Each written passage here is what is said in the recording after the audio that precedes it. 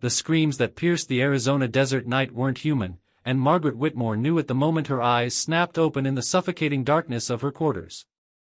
She had heard men die before, had witnessed the aftermath of Apache raids and cavalry skirmishes, but this sound was different, ancient and hollow, like voices echoing from the bottom of a well that had no end.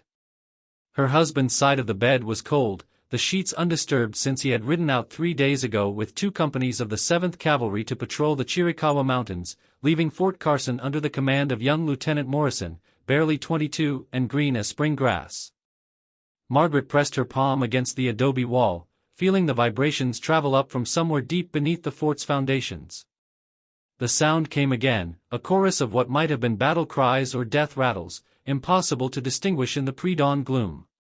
She had been married to Colonel James Whitmore for 8 years, had followed him from posting to posting across the frontier, and had learned to distinguish between the sounds of genuine danger and the phantom fears that plagued isolated garrisons. This was neither.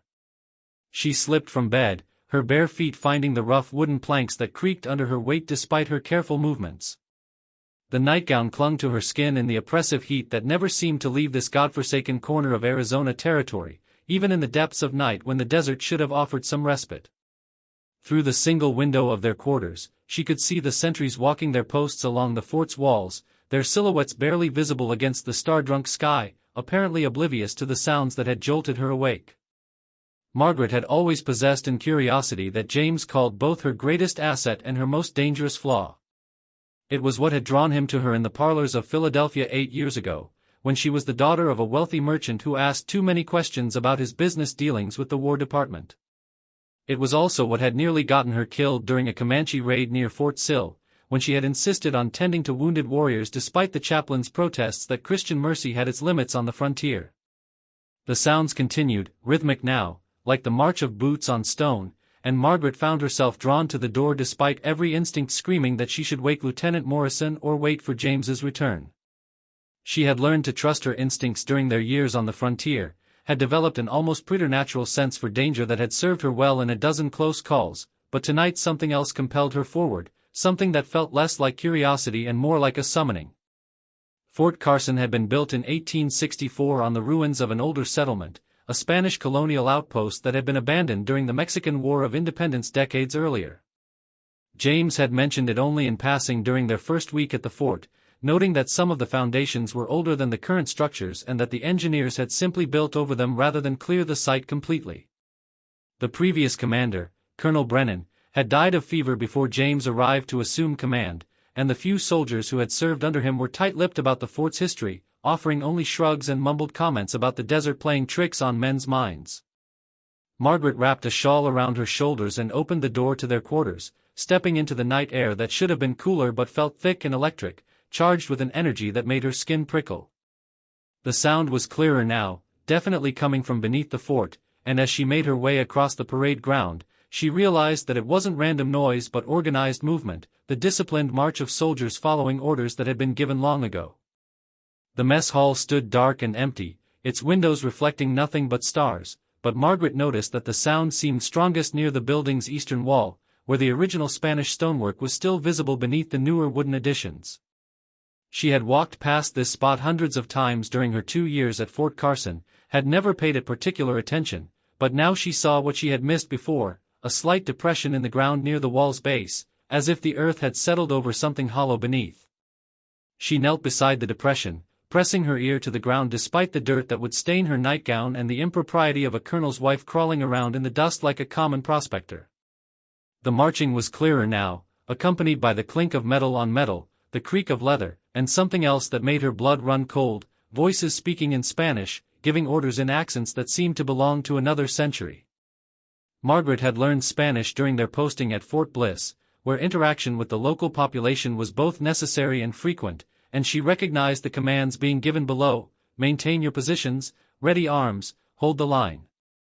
They were military commands, but spoken with an urgency and desperation that suggested a battle in progress, defenders holding against overwhelming odds. The problem was that no battle had been fought at Fort Carson in living memory, and certainly not by Spanish soldiers who should have been dust and bones for half a century. Rising to her feet, Margaret began a systematic search of the area around the mess hall, looking for any sign of an entrance to whatever lay beneath. The Spanish had been master builders, had constructed missions and presidios across the Southwest that had stood for centuries despite Apache raids and American expansion, and if they had built something beneath this site, it would have been designed to last. She found it almost by accident, a section of stones near the wall's foundation that didn't quite match the others, slightly newer and arranged in a pattern that suggested they had been removed and replaced at some point in the recent past. The stones were larger than they appeared, each one requiring considerable effort to move despite Margaret's determination and the adrenaline that coursed through her veins. Behind them was a narrow opening, barely wide enough for a person to squeeze through, that descended at a steep angle into darkness so complete it seemed solid. The sound of marching was much louder now, echoing up from the depths along with a current of air that smelled of old stone, metal, and something else she couldn't identify but that made her stomach clench with unease. Margaret knew she should wake Lieutenant Morrison, should gather torches and armed men before venturing into whatever lay below Fort Carson, but she also knew that by morning the sounds might stop, the opening might be explained away as a natural cave or abandoned root cellar, and the mystery that called to her with increasing urgency might be lost forever. James had always said that the frontier rewarded bold action and punished hesitation, that survival often depended on seizing opportunities when they presented themselves rather than waiting for perfect conditions that might never come. She retrieved a lantern from the mess hall, its flame casting dancing shadows on the stone walls as she lowered herself into the opening and began her descent into the bowels of Fort Carson. The passage was clearly man-made, carved from solid rock with a skill that spoke of professional military engineering, its walls smooth and precisely angled despite what must have been decades or centuries of abandonment. The air grew cooler as she descended, but also heavier, thick with an atmosphere that seemed to press against her lungs and make each breath an effort. The passage opened into a chamber that defied Margaret's expectations and challenged everything she thought she knew about the history of this place. The space was vast, easily as large as the fort's parade ground above, its ceiling supported by massive stone pillars carved with symbols that were clearly Spanish colonial but somehow seemed older, more primitive than anything she had seen in the Southwest. Torches burned in iron sconces along the walls, their flames steady and bright despite the fact that no one should have been down here to light them, casting flickering illumination across a scene that made Margaret's lantern shake in her trembling hand. The chamber was filled with soldiers, dozens of them arranged in perfect formation as if awaiting orders for an assault that would never come. They wore the uniforms of Spanish colonial infantry, their equipment and weapons dating from an era when this land had been New Spain rather than American territory, but there was something wrong with them that Margaret's mind struggled to process. They stood perfectly still, their eyes fixed on some invisible enemy, their weapons held at the ready, but they cast no shadows despite the torchlight that should have created dark silhouettes on the chamber walls. Margaret approached the nearest soldier, a sergeant by his stripes, his weathered face bearing the scars of frontier warfare and his uniform still bearing the dust of battles fought when her grandparents had been children.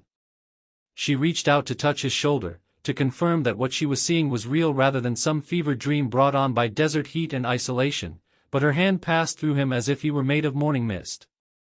Yet she could hear him breathing, could see his chest rise and fall with the rhythm of a living man, could smell the leather and metal and sweat that should have accompanied a company of soldiers preparing for battle.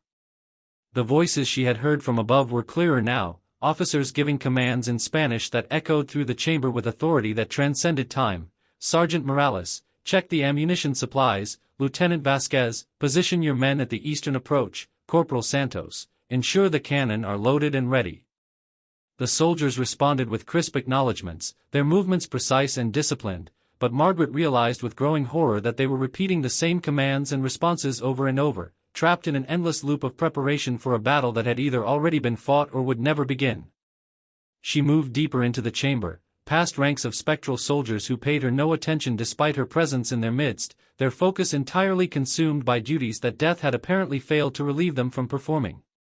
Near the chamber's far wall, she found what appeared to be officers' quarters, complete with maps and documents spread across a wooden table that should have rotted to dust generations ago. The maps showed Fort Carson and the surrounding territory, but with geographical features and place names that predated American settlement, marked with defensive positions and supply routes in a hand that belonged to another era. Margaret studied the documents by lantern light, her knowledge of Spanish allowing her to understand references to Apache raids, supply shortages, and urgent requests for reinforcement from the colonial government in Santa Fe.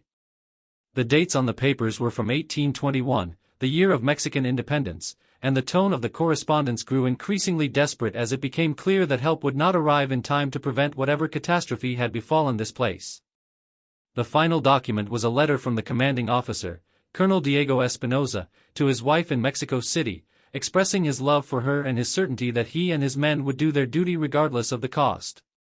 As Margaret read Colonel Espinoza's final words, the chamber around her seemed to shift and blur, the torchlight growing brighter while the air grew thicker and more oppressive. The sounds of preparation were replaced by the noise of actual combat, the crack of musket fire, the clash of steel on steel, the screams of wounded men and horses. She realized with mounting terror that she was no longer simply observing the spectral soldiers but was somehow becoming part of their eternal battle, that the chamber existed in a space between time where past and present collided in an endless cycle of conflict and death. The last thing Margaret Whitmore saw before the lantern slipped from her nerveless fingers was Colonel Diego Espinoza himself, his uniform immaculate despite the bullet hole in his chest, extending his hand toward her with a smile that was both welcoming and infinitely sad, as if he had been waiting decades for someone to join him in his timeless vigil beneath Fort Carson. The darkness that swallowed Margaret Whitmore was not the simple absence of light but something far more profound, a void that seemed to strip away not just sight but the very concept of time itself. When consciousness returned to her, she found herself standing in the same underground chamber, but everything had changed in ways that defied explanation. The spectral soldiers were no longer translucent phantoms but solid men with dirt under their fingernails and sweat staining their uniforms, their faces bearing the weathered expressions of career soldiers who had seen too much frontier warfare to harbor any illusions about glory or heroism. Colonel Diego Espinoza stood before her, his hand still extended in welcome, but the bullet wound in his chest had vanished, leaving only the pristine blue wool of his uniform coat with its tarnished brass buttons that caught the torchlight. His eyes held the weight of decades, though his face appeared no older than 40, and when he spoke, his English carried only the faintest trace of Spanish accent, as if he had spent considerable time among American settlers before whatever catastrophe had befallen this place. "Senora Whitmore," he said, and Margaret felt a chill at hearing her name spoken by a man who should have been dead for over 50 years. "We have been waiting for you, though I confess we did not expect the wife of the American colonel who now commands the fort above us. Time moves strangely in this place, and we see many things that have not yet come to pass, as well as those that have already faded into memory." Margaret tried to speak but found her voice had deserted her, her throat constricted by fear and confusion that bordered on panic. The chamber around her was no longer the dusty ruin she had entered but a fully operational command center, complete with maps spread across wooden tables, ammunition stacked in neat pyramids against the stone walls, and the constant activity of soldiers preparing for a battle that existed outside the normal flow of time. She could smell gunpowder and tobacco, leather, and the metallic tang of weapons that had been recently cleaned and loaded, yet she knew with absolute certainty that none of this should exist. "You are wondering how this is possible," Colonel Espinoza continued, gesturing toward the activity around them with the casual manner of an officer accustomed to command. "We wondered the same thing when we first realized what had happened to us, when we understood that death had not come to claim us as it should have. The Apache shamans spoke of places where the world grew thin, where the spirits of warriors could become trapped between life and death, doomed to fight the same battle for eternity. We thought such stories were mere superstition until we found ourselves living proof of their truth." Margaret finally found her voice, though it emerged as little more than a whisper that seemed to echo strangely in the chamber's confines. "This is impossible. You're all dead. This place has been abandoned for decades. My husband commands Fort Carson, not some Spanish colonial outpost that shouldn't exist." Espinoza smiled with genuine warmth, though his eyes remained infinitely sad. "Your husband commands the fort that was built upon our graves, Senora. We are the foundation upon which his authority rests, the forgotten soldiers whose sacrifice made possible the American expansion into this territory. But you are not entirely correct about our death. We exist in a state between life and death, trapped in the final moments before the Apache overwhelmed our defenses, reliving our preparation for that last battle over and over again." The implications of his words struck Margaret with the force of a physical blow, and she found herself reaching out to steady herself against one of the stone pillars that supported the chamber's ceiling. Her hand encountered solid rock, confirmation that this place was real despite its impossibility, and she realized with growing horror that she could no longer remember clearly how she had descended into the chamber or what had happened to her lantern, which was nowhere to be seen despite the fact that torchlight now illuminated everything with perfect clarity. "The artifact you touched," Espinosa said, his voice gentle but inexorable, "was a ceremonial shield taken from an Apache medicine man during one of our raids.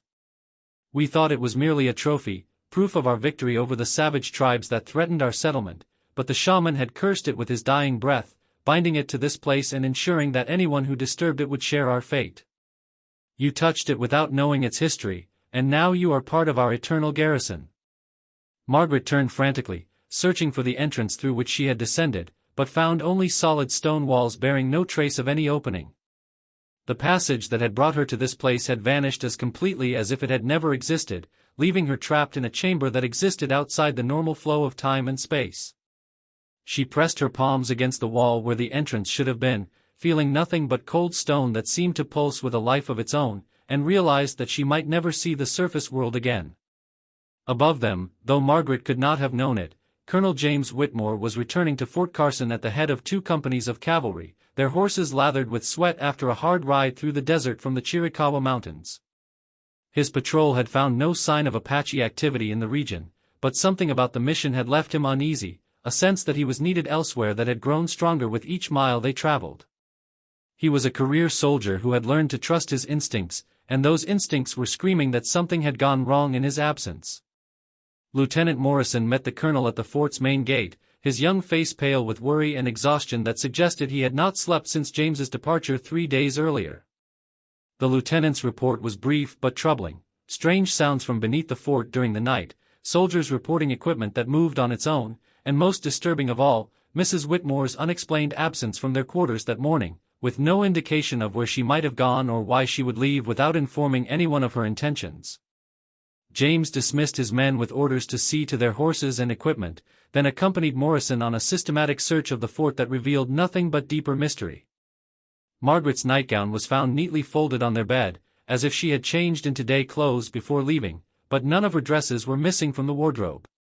Her personal effects remained untouched, including the jewelry he had given her for their wedding anniversary and the small revolver he had insisted she carry for protection during their frontier postings.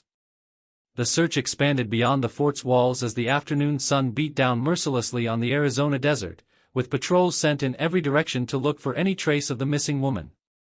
James led one of these patrols himself, following tracks that might have been Margaret's footprints in the soft sand near the river, but the trail vanished at the water's edge without revealing whether she had crossed to the other side or simply vanished into thin air.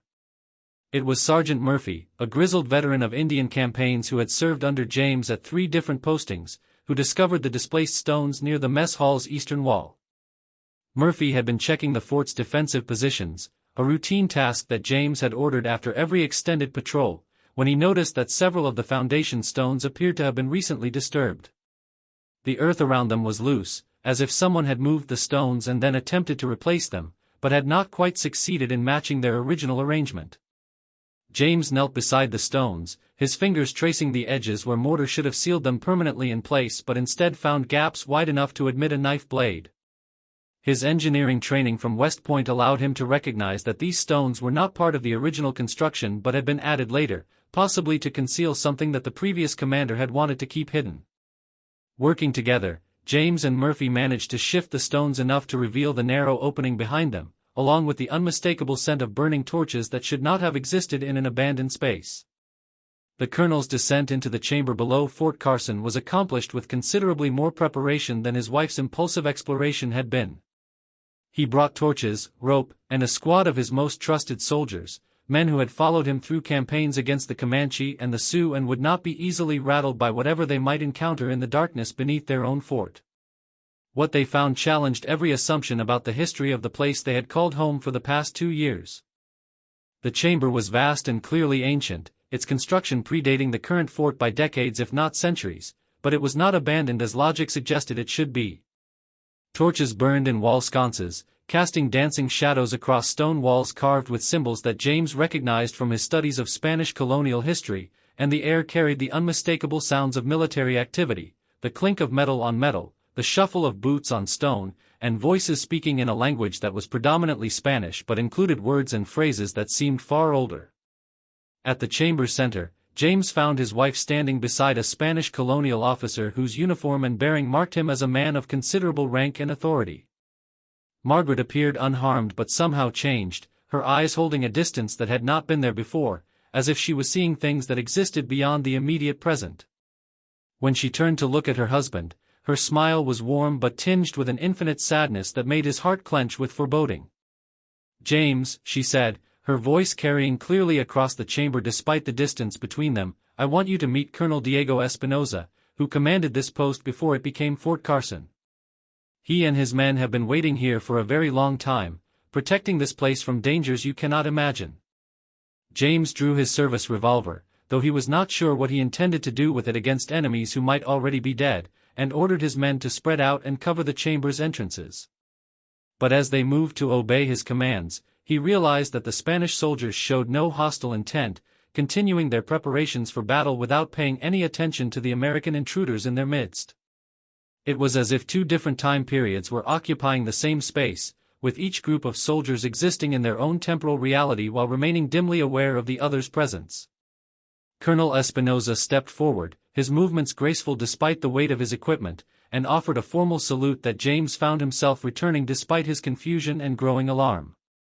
The Spanish officer's English was precise and educated, marking him as a man who had dealt extensively with American settlers and traders during the turbulent period of Mexican independence.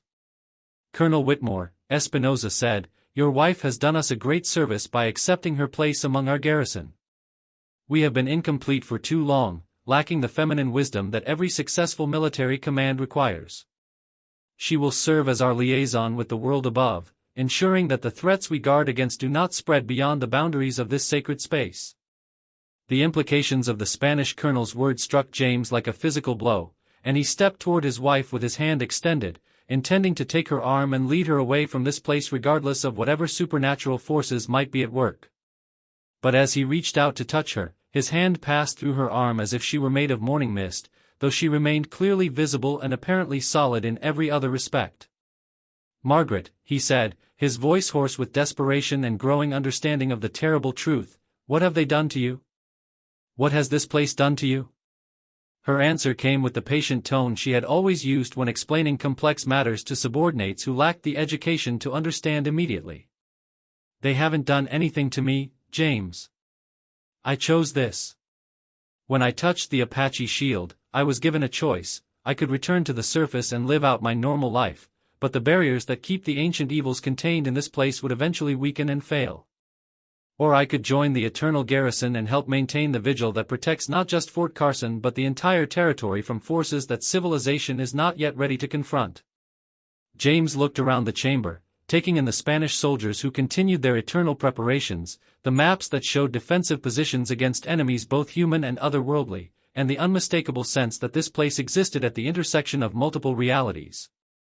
His military training had not prepared him for this situation, but his love for his wife and his duty as a soldier provided the clarity he needed to understand what was being asked of him. "Then I'll stay too," he said, holstering his revolver and stepping forward to join the Eternal Garrison. "If this is where you're needed, then this is where we'll serve together." But Margaret shook her head, her expression filled with a love so pure it transcended the boundaries between life and death. "No, James. Your duty is above, in the world of the living. Someone must command Fort Carson and ensure that the official records never mention what lies beneath. The secret must be kept, or others will come seeking what should remain hidden. You must return to the surface and live your life, knowing that I am here, keeping watch over dangers that threaten everything we hold dear." The last image James Whitmore retained of the chamber beneath Fort Carson was his wife standing among soldiers from another century, her hand raised in farewell as the torchlight gradually faded and the sounds of eternal preparation grew dim and distant. When he emerged from the passage, he found that the stones had somehow reset themselves, leaving no trace of the opening through which he had descended, and despite his most thorough searches over the years that followed, he was never able to find the entrance again. In his official reports, Colonel Whitmore recorded that his wife had been killed during an Apache raid while he was on patrol. Her body never recovered despite extensive searches of the surrounding desert. He served at Fort Carson for 15 more years, during which the post never suffered a single successful attack despite being located in some of the most contested territory on the frontier. Local Apache bands spoke in whispers of the place being protected by spirits too powerful to challenge, and even the most ambitious war chiefs chose to raid elsewhere rather than test the defenses of the haunted fort. On quiet nights when the desert wind howled across the fort's walls, James would sometimes hear the faint sound of Spanish voices giving orders in the language of another century, and he knew that Margaret was still there, still serving, still protecting the world above from the darkness that dwelt below. And in the official history of Fort Carson, there would never be any mention of the eternal soldiers who stood guard in the depths, or of the colonel's wife who had chosen duty over life and love over safety, becoming legend in a place where time itself had lost all meaning. 20 years later, when Fort Carson was finally decommissioned and the last of the cavalry units had departed for assignments in the Philippines and Cuba, James Whitmore stood alone in the abandoned parade ground where he had spent the best and worst years of his life. His hair had gone completely white, and the desert sun had carved deep lines around his eyes, but his posture remained straight despite the arthritis that plagued his joints on cold mornings. The War Department had offered him command of a regiment in the regular army, a promotion that would have taken him to comfortable quarters in San Francisco or Boston, but he had declined with the simple explanation that his duty lay elsewhere. He had purchased a small ranch 5 miles from the fort's gates, close enough to keep watch over the place that had become both his salvation and his curse, and far enough away that curious visitors would not ask too many questions about his nocturnal habits.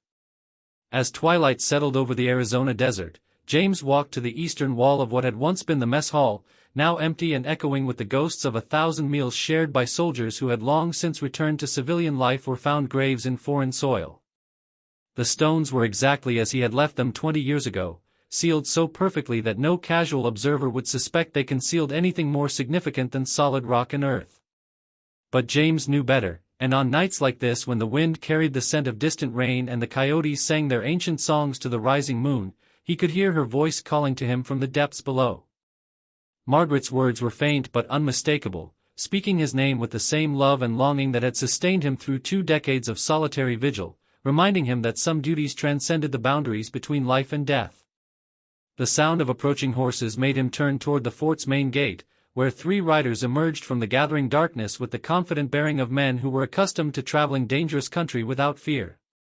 They wore the badges of territorial marshals, but something in their manner suggested they were hunting prey far more dangerous than common outlaws or cattle thieves. Colonel Whitmore, the lead rider, called as he dismounted near the old flagpole where the stars and stripes had flown for 30 years, "We need to talk to you about reports of strange lights and voices coming from this place. The territorial governor is concerned about stories spreading among the local population, tales that might discourage settlement and investment in this region." James studied the 3 men carefully, noting the way their eyes avoided direct contact with his and the nervous manner in which they checked their weapons despite the absence of any visible threat. They had come here with orders to investigate and debunk whatever supernatural nonsense was frightening the locals, but something about Fort Carson was already working on their nerves, whispering warnings that their rational minds could not quite dismiss. "Gentlemen," James replied with the courtesy that years of military service had ingrained in him, "I'm afraid you've wasted a long ride for nothing.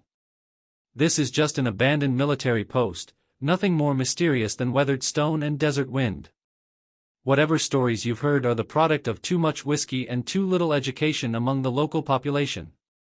But even as he spoke, the sound began again, rising from beneath their feet like the echo of an ancient battle that had never truly ended, the march of boots on stone, the clash of steel on steel, and voices speaking in Spanish and English and languages that had been old when the first European explorers had set foot in the New World. The 3 marshals reached for their weapons with the instinctive motion of men who had faced death too many times to hesitate when danger announced itself. James smiled as he watched their faces pale in the moonlight, knowing that they would retreat to the territorial capital with reports that would ensure Fort Carson remained undisturbed for years to come, and that Margaret and her eternal companions would continue their vigil in the place where time had lost all meaning and duty had become immortal.